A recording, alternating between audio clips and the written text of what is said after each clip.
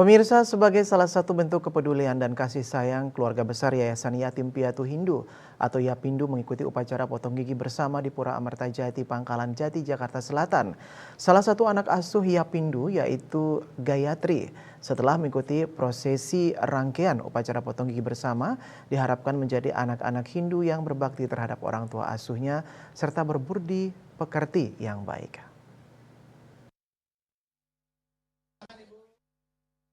Sebagai salah satu bentuk kepedulian dan kasih sayang, keluarga besar Yayasan Yatim Piatu Hindu atau Yapindu mengikuti upacara potong gigi bersama di Pura Amartajati, Pangkalan Jati, Jakarta Selatan.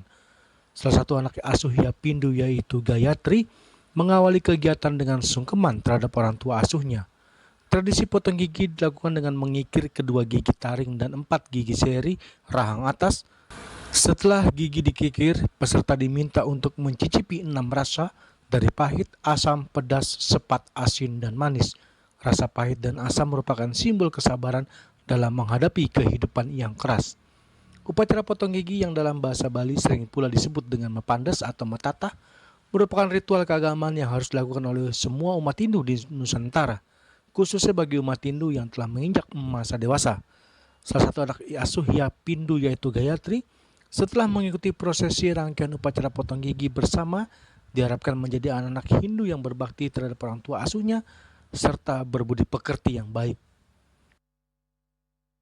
Bahagia karena salah satu anak kita ikut acara potong gigi atau metatas di Pura Cinere. Dan ini adalah bentuk daripada tanggung jawab Yapindu terhadap anak-anaknya dalam konteks pengasuhan, pengayoman, perlindungan, pendampingan kepada anak-anak kita Yapindu.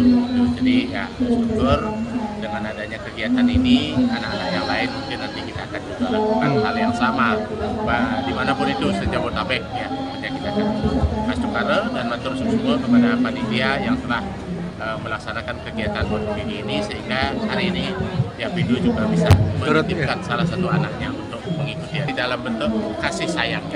Gitu. Jadi kita menitipkan anak kita untuk mengikuti kegiatan-kegiatan seperti ini. Dari Jakarta, Julius Suharto dan Ketut Sumadiasa melaporkan.